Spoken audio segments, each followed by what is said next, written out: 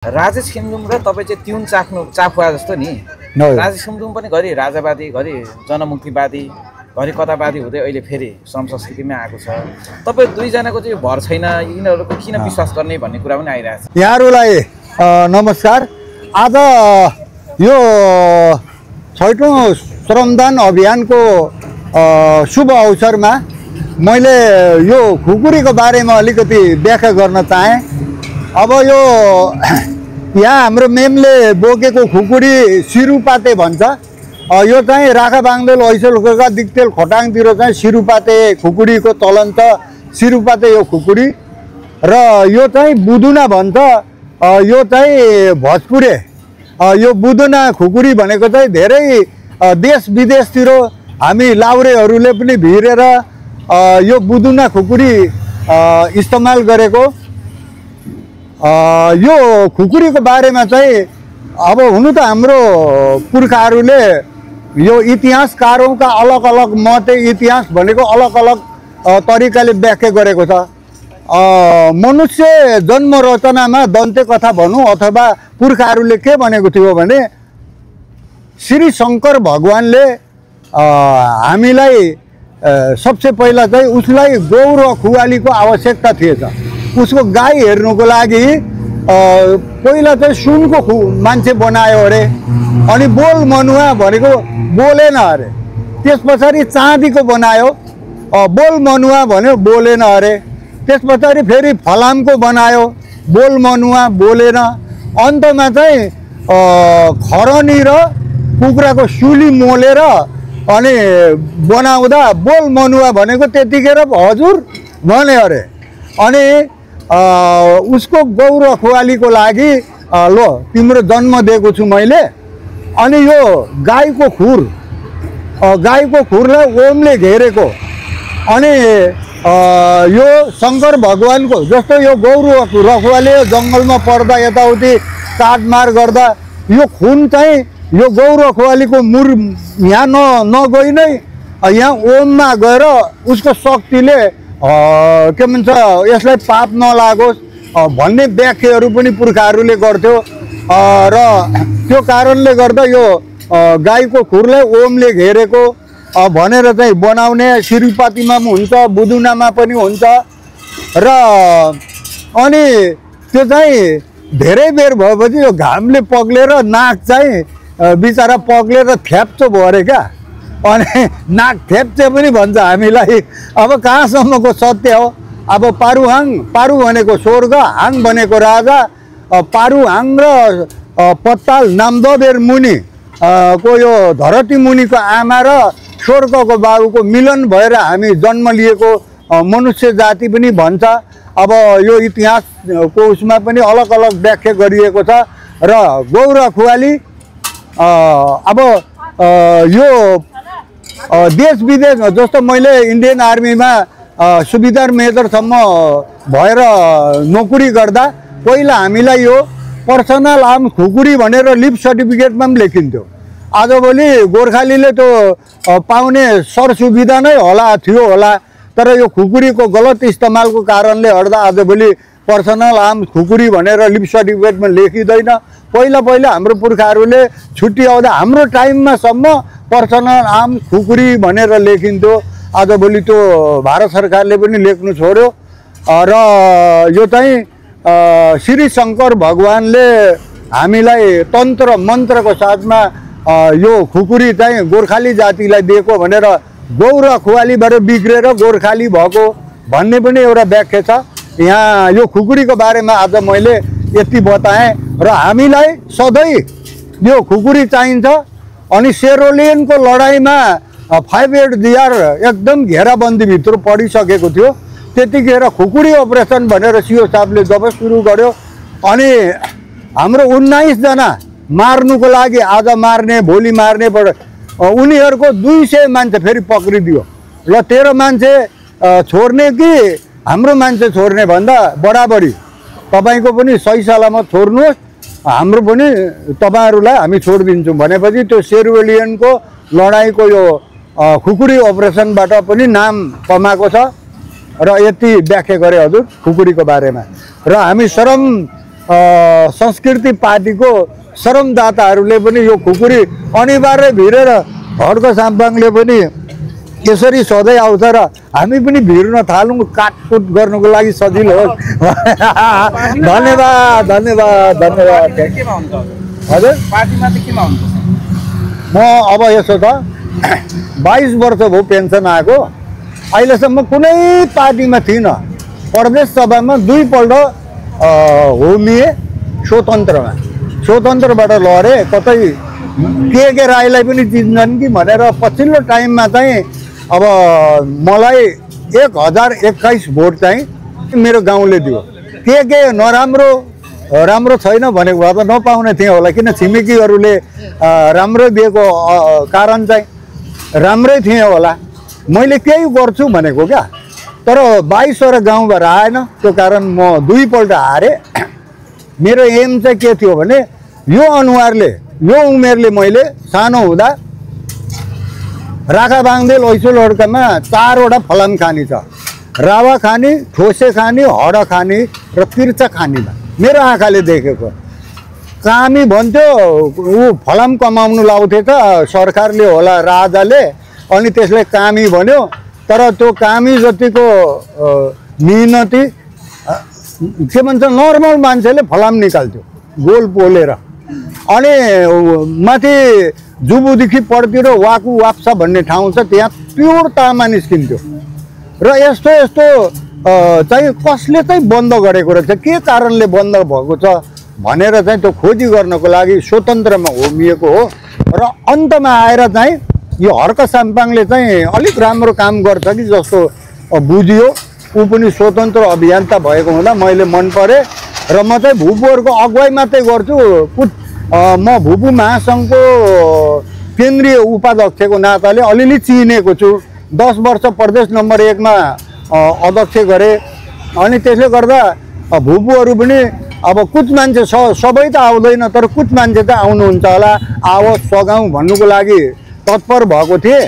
तर हिजो अस्तिको दमकको त्यो ठुलो भेलामा हर्क साम्पाङले हजुर जस्तो अलिक उमेर ढल्केको पनि मलाई चाहिन्छ, हामीलाई चाहिन्छ, जेनजी पनि चाहिएको छ, युवा पनि चाहिएको छ, वृद्ध कुछ मान्छे व्यक्तित्व तपाईँको पर्सनालिटी अलिकति हेरेको हुँदा तपाईँ पनि चाहिन्छ भनेर चाहिँ उहाँले केन्द्रीय सदस्यमा मलाई पनि मनोनित गर्नुभएको छ। र निर्वाचन आयोगमा पनि उहाँले सो गर्नुभयो अस्ति काठमाडौँ जाँदा।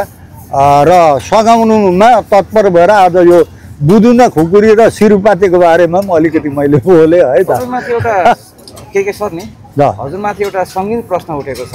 ल भन्नु। तपाईँले कुनै बेला एउटा पार्टी जन्माउनु भएको थियो, त्यो पार्टी समाप्त गरेर यतातिर लाग्नुभयो भन्ने प्रश्न पनि उठेको छ कि? जोही जन्मभूमि हामी लाउरेहरूले पनि यो देशको हितको लागि चाहिँ हो पार्टी नै हुनु पर्दो रहेछ, स्वतन्त्रले हुँदैन रहेछ भनेर त्यसको म तटस्थ समितिको उपाध्यक्ष चाहिँ हो।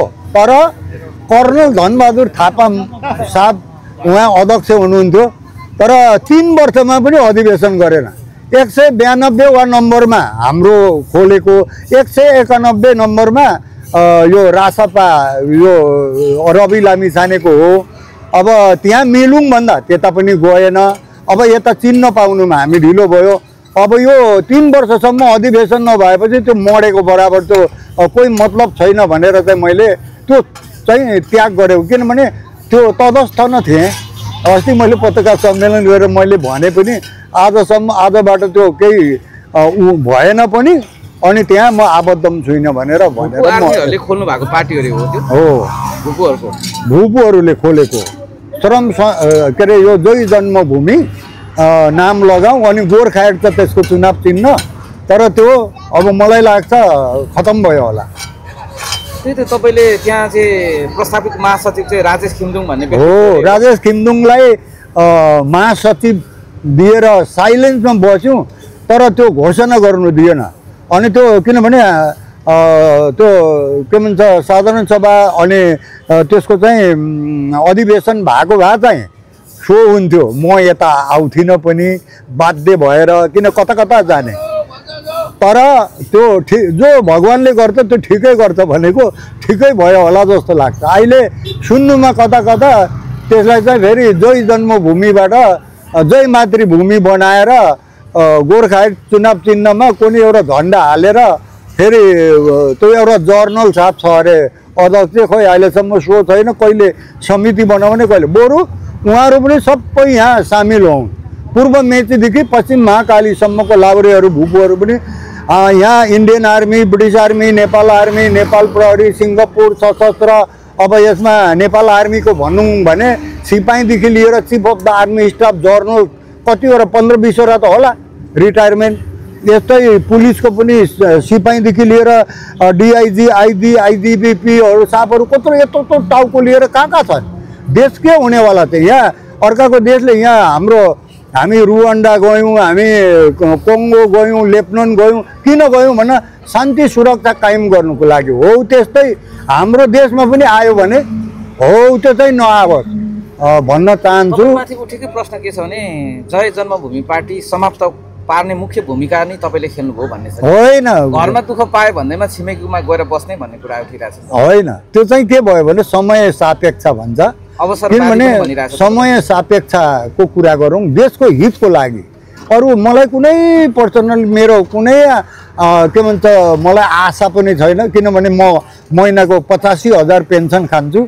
कतैबाट मलाई किनभने खाने भनेको श्रीमती र म मात्रै हो।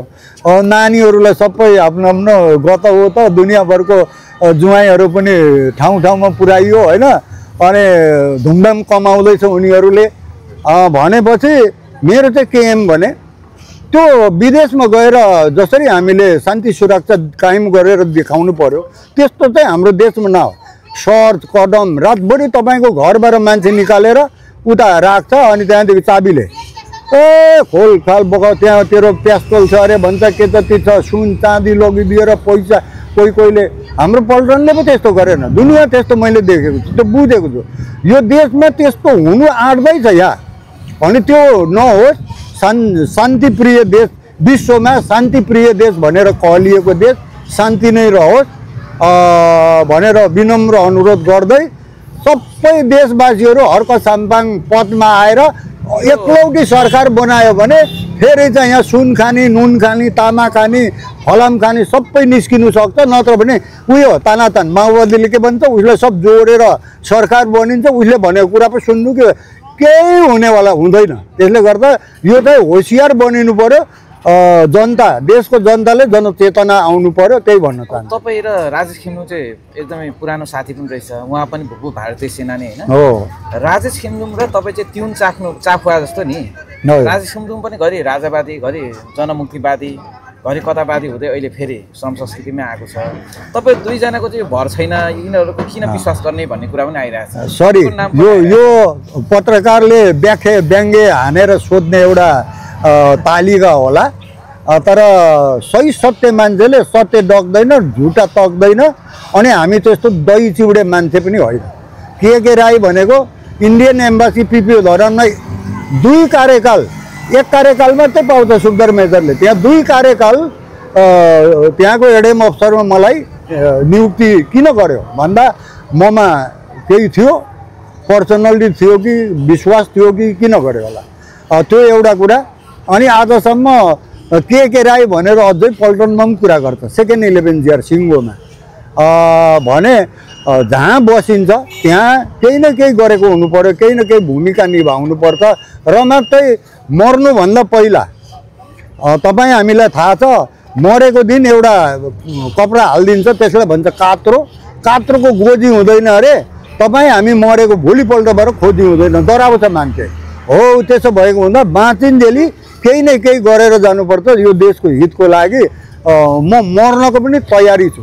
अस्ति नै त्यो जय जन्मभूमिले बाटो पक्रेको भए, अधिवेशन भएको भए, मरे काटे यो गर्दन सेरिन्थ्यो। म पूर्व मेचीदेखि पश्चिम महाकालीसम्म आवाज बुलन्द गरेर जान्थे, जति पाइन्थ्यो।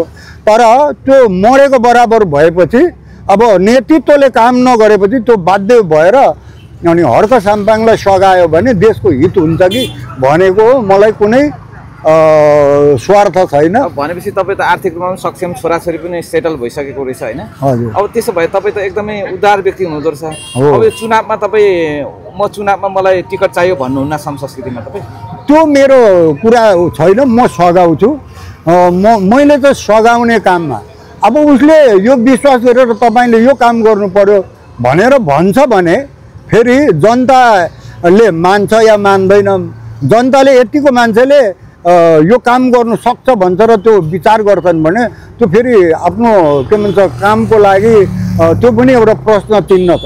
मभन्दा विशेष व्यक्तित्व, किनभने म अलिकति उमेर पनि ढल्के, जनताले बा पत्याउँदैन कि, तर मेरो एबिलिटी चाहिँ छ त्यो, तर म त्यो एबिलिटी छ कसो के हजुर दिनुहुन्छ कि भनेर चाहिँ म त्यस्तो जाँदिनँ पनि, किनभने म चाहिँ सघाउनुको लागि तत्पर भएको हो।